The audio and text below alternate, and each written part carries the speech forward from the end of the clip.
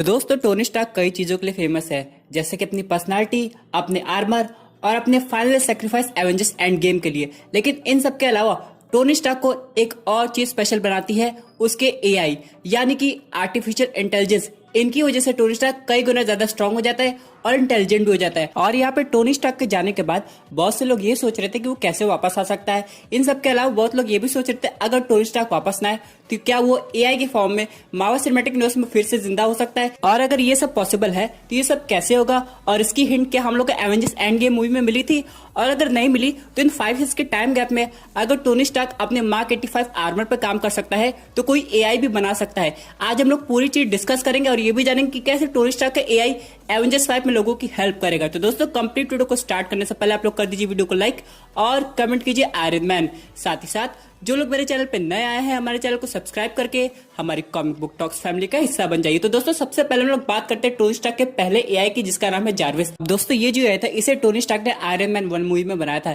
ये Tony Stark का काफी ज्यादा साथ दिया उनकी टेक्नोलॉजी को समझने में। इसके बाद एवेंजर्स एज ऑफ अल्ट्रॉन में क्या होता है, टोनी स्टार्क का जो एआई है वो विजन की बॉडी में चला जाता है और एक नया फॉर्म ले लेता है। यहाँ पे विजन की बॉडी में कई चीज रहती है, जैसे कि आधा अल्ट्रॉन, फिर टोनी स्टार्क के एआई जार्विस, उसके बाद माइंड स्टोन के कंपोनेंट। अब इन सब के बाद टोनी स्टार्क को एक नई एआई की जरूरत थी, इसलिए एवेंजर्स एज ऑफ अल्ट्रॉन में ही हम लोग देखते हैं फ्राइडे को, जो कि काफी ज्यादा इंटेलिजेंस होती है। जी हाँ दोस्तों, टोनी स्टार्क के आर्मर की तरह जब भी टोनी स्टार्क कोई नया एआई बनाता है वो पहले वाले एआई से काफी ज्यादा सुपीरियर होता है, इसलिए हम लोग फ्राइडे को जार्विस से सुपीरियर मान सकते हैं। अभी फ्राइडे टोनी स्टार्क का साथ एवेंजर्स एंड गेम तक दी थी। इसका मतलब ये है दोस्तों कि मार्क 85 आर्मर बनाने में फ्राइडे टोनी स्टार्क की काफी ज्यादा हेल्प की होगी। अब इन सब के अलावा दोस्तों के माइंड में क्वेश्चन आता होगा कि यहाँ पे ऐसा कौन सा चीज है, ऐसा क्या हो जाता है कि टोनी स्टार्क अपना खुद का एआई बनाएगा। तो दोस्तों कॉमिक बुक में ये लिखा है कि टोनी स्टार्क का एक तीसरा एआई था जिसका नाम था एंथोनी स्टार्क, जो कि फ्राइडे से भी ज्यादा सुपीरियर था और वो एक तरह का टोनी स्टार्क का कॉन्शियसनेस था।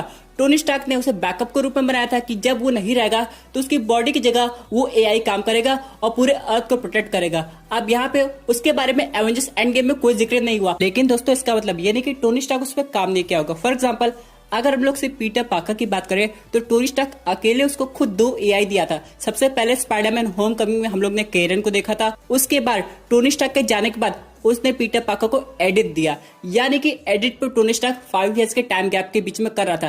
तो अगर वो एडिट बना सकता है तो अर्थ को प्रोटेक्ट करने के लिए वो कोई नई एआई भी बना सकता है जो खुद की हो। यहाँ पे मेरा कहने का मतलब यह है कि टोनी स्टार्क जानता था कि एवेंजर्स एंड गेम में अगर टोनी स्टार्क अपना सेक्रीफाइस करता है तो उसे एक बैकअप प्लान की जरूरत पड़ेगी। टोनी स्टार्क के जाने के बाद कोई ऐसा होना चाहिए जो कि पूरी अर्थ को संभाल सके, पूरी अर्थ को एक तरह से डिफेंड कर सके। इसलिए उसने एंथोनी स्टार्क नाम की एआई बनाई है जो आगे जाकर रिवील हो सकती है। अब इसका रिवील हो सकता है आयरन हार्ट करे, या फिर ये टोनी स्टार्क की एआई अपने आप एक्टिवेट हो जाए जब अर्थ पे कोई बड़ा थ्रेट आए, जैसे कि गैलेक्टस। वैसे दोस्तों टेक्निकली ये एआई बाद में जाके आयरन हार्ट के ही काम आती है और उसे नया आर्मर बनाने में हेल्प करती है। इसका मतलब ये है दोस्तों कि टोनी स्टार्क की एआई अब भी मौजूद है, लेकिन अभी तक पता नहीं उसे एक्टिवेट कैसे किया जाए। अगर यहाँ पे आयरन हार्ट आती है और टोनी स्टार्क के लैब में चली जाती है किसी रीजन से, तब वो एआई वहां से एक्टिवेट कर सकती है और हम लोग को फाइनली टोनी स्टार्क देखने को मिलेगा। अब ये तभी पॉसिबल होगा जब आयरन हार्ट की सीरीज आएगी। और वैसे भी Robert Downey junior indirect way में कंफर्म कर चुके हैं कि वो आयरन मैन के रूप में वापस आना चाहते हैं, लेकिन बहुत से फैंस का ये भी मानना है कि वो एआई को नहीं देखना चाहते बल्कि प्रॉपर आयरन मैन को देखना चाहते हैं। तो अगर दोस्तों प्रॉपर आयरन मैन को देखना है तब तो किसी ऑल्टरनेट यूनिवर्स से आएगा, और अगर ऐसा हुआ तो वो ऑल्टरनेट यूनिवर्स का टोनी स्टार्क इस एआई को और इंप्रूव करने में हेल्प कर सकता है, मॉर्गन स्टार्क की भी और आयरन हार्ट की भी। जी हाँ दोस्तों, यहाँ पे जितनी ज्यादा जरूरत टोनी स्टार्क की आयरन हार्ट को है उससे ज्यादा जरूरत मॉर्गन स्टार्क को है। अब यहाँ पे मॉर्गन स्टार्क जैसे बड़ी होगी टोनी स्टार्क की कमी उसे हमेशा खलेगी, इसलिए अगर कोई एआई आ जाती है मॉर्गन स्टार्क को सपोर्ट करने के लिए तो मॉर्गन स्टार्क नेक्स्ट लेवल की आयरन मैन बन सकती है और हम लोग को फाइनली यंग एवेंजर्स में आगे जाके दिखाई दे सकती है। लेकिन अभी जो यंग एवेंजर्स सेटअप होगी उसमें मॉर्गन स्टार्क हम लोग को देखने को नहीं मिलेगी, इसलिए आयरन मैन का मेंटर अभी रीरी विलियम्स के पास जाएगा। अब दोस्तों चलिए बात करते कि ये एआई एवेंजर्स 5 में कैसे हेल्प कर सकती है। दोस्तों यहाँ पे अगर एवेंजर्स 5 में गैलेक्टस आता है तो ये एआई अकेले गैलेक्टस बस्टर आर्मर बना सकती है, लेकिन इसे बाकी टेक जीनियस की जरूरत पड़ेगी। तो हो सकता है ये एआई डॉक्टर ब्रूस बैनर, शूरी, आयरन हार्ट और यहाँ पे हार्ली के साथ मिलके एक गैलेक्टस बस्टर आर्मर बना दे। हालांकि एक कॉमिक बुक से स्टोरी लाइन अलग होगी, लेकिन ये देखने में काफी मजा आएगा और फाइनली हम लोग को एक नया बस्टर आर्मर देखने को मिलेगा। हम लोग ने हल्क बस्टर आर्मर देखा है, लेकिन कभी थॉर बस्टर आर्मर नहीं देखा। और यहाँ पे कॉमिक बुक में थेनोस बस्टर आर्मर भी एग्जिस्ट करता है, जो कि हम लोग को एनिमेटेड सीरीज में दिखाया गया था। तो यहाँ पे अगर हम लोग को गैलेक्टस बस्टर आर्मर देखना है तो यहाँ पे हम लोग को ऑल्टरनेट यूनिवर्स के टोनी स्टार्क की जरूरत पड़ेगी, या फिर कोई एआई आएगी जो गैलेक्टस बस्टर आर्मर बना देगी कम्प्लीटली और गैलेक्टस से फाइट भी करेगी। यहाँ पे जब भी गैलेक्टस आएगा यहाँ पे बहुत सारे सुपर हीरोज की जरूरत पड़ेगी, लेकिन गैलेक्टस को टेक्नोलॉजी के थ्रू भी हराया जा सकता है। इसके अलावा बहुत से लोगों का क्वेश्चन ये था कि अगर टोनी स्टार्क खुद की एआई बना सकता है, अपनी कॉन्शियसनेस को रेप्लिकेट कर सकता है, तो उसकी एआई खुद टोनी स्टार्क के आर्मर में जाके स्नैप क्यों नहीं कर सकती। तो दोस्तों मैं आपको बताना चाहता हूँ, जब टोनी स्टार्क ने स्नैप किया तो उसमें पूरे 6 इन्फिनिटी स्टोन्स का हाथ था। अब यहाँ पे सबसे इंपॉर्टेंट स्टोन होता है स्नैप करने के लिए माइंड स्टोन, जो कि बियरर के माइंड से कनेक्ट होता है और उसकी विल के अकॉर्डिंग स्नैप करता है। यहाँ पे कोई भी एआई माइंड स्टोन के साथ सिंक नहीं हो पाएगी, इसलिए टोनी स्टार्क को खुद ही स्नैप करना पड़ा। चलिए दोस्तों बात करते हैं अपने मेजर अपडेट की, जो कि रिलेटेड है मार्वल फेज 4 की टीवी सीरीज से। हम लोग को पता था कि वांडाविजन टीवी सीरीज आ रही है, उसके बाद falcon and the winter soldier की टीवी सीरीज अभी टल गई थी, लेकिन यहाँ पे एक अच्छी खबर ये है कि इनकी शूटिंग फिर से रिज्यूम होने वाली है। यानी कि 17 अगस्त तक हम लोग को falcon and the winter soldier और लोकी की टीवी सीरीज की शूटिंग देखने को मिलेगी। इन सब के बाद हो सकता है अगर ये फिल्मिंग टाइम पे हो तो हम लोग को फाइनली इन सब का ट्रेलर भी देखने को मिलेगा। लेकिन यहाँ पे एक और इम्पोर्टेंट बात यह है कि इन लोग की जो शूटिंग हो रही है वो अटलांटा में हो रही है। और यहाँ पे एक और न्यूज आई कि falcon and the winter soldier की टीवी सीरीज में कोई मेजर केमियो होने वाला है, जो कि सबको सरप्राइज कर देगा। आप यहाँ पे अगर केमियो की बात करें तो कैप्टन अमेरिका का भी हो सकता है या फिर कोई म्यूटेंट का भी हो सकता है, लेकिन यहाँ पे वर्ड सरप्राइज है। यानी दोस्तों कि कैप्टन अमेरिका यानी कि ओल्ड स्टीव रॉजर्स का केमियो होगा तो उतना ज्यादा सरप्राइजिंग नहीं हुआ, क्योंकि हम लोग जानते हैं कि एवेंजर्स एंड गेम के बाद जब कैप्टन अमेरिका ने फैल्कन को अपनी शील्ड दी थी, यहाँ पे काफी ज्यादा अच्छे चांसेस है कि उनका रोल फिर से आ जाए टीवी सीरीज में।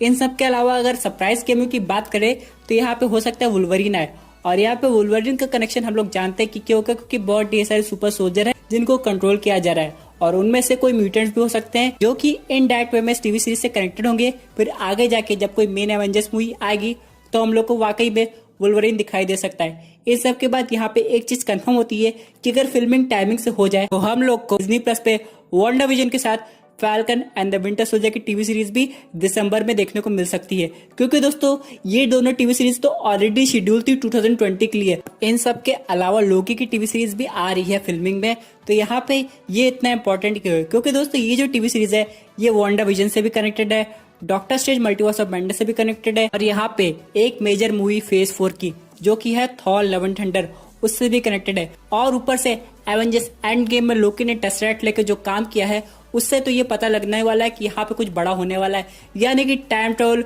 मल्टीवर्स ट्रेवल सब कुछ होने वाला है इस टीवी सीरीज में। इसलिए ये टीवी सीरीज बहुत इंपॉर्टेंट रोल लगती है। और हम लोग को याद होगा ये कोई पुराना लोकी नहीं है, बल्कि एक प्रॉपर एवेंजर्स का लोकी है जो कि अब भी दुनिया पे राज करना चाहता है। तो दोस्तों थ्योरी के हिसाब से अगर वो टेसरेक्ट लेके इधर से उधर जा सकता है तो यहाँ पे उससे एक और इन्फिनिटी स्टोन चाहिए होगा, जो कि एवेंजर्स में वो बड़ी आसानी से यूज किया है, जिसका नाम है माइंड स्टोन।